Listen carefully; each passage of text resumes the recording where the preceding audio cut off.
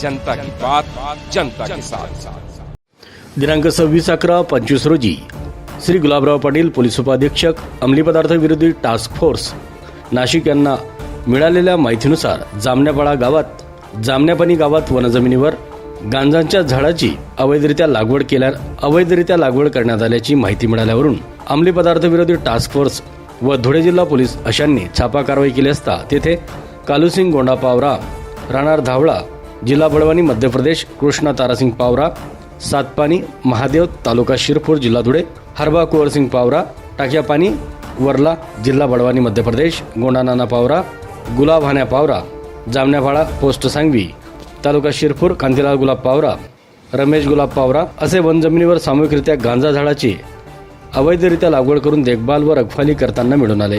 सदर ठिकाणी कायदेशीर पंचनामा करून गांजाची काही झाडे कापून व उपटून त्याचे प्रत्येकी वजन करून एकूण 2050 किलो वजनाचा गांजा सदर कारवाईत जप्त करण्यात आला असून त्याची किंमत 1,02,50,000 रुपये इतकी असल्याचं सांगण्यात येत आहे। दरम्यान या प्रकरणी गुन्हा दाखल करण्यात आला आहे। जनता की बात जनता के साथ।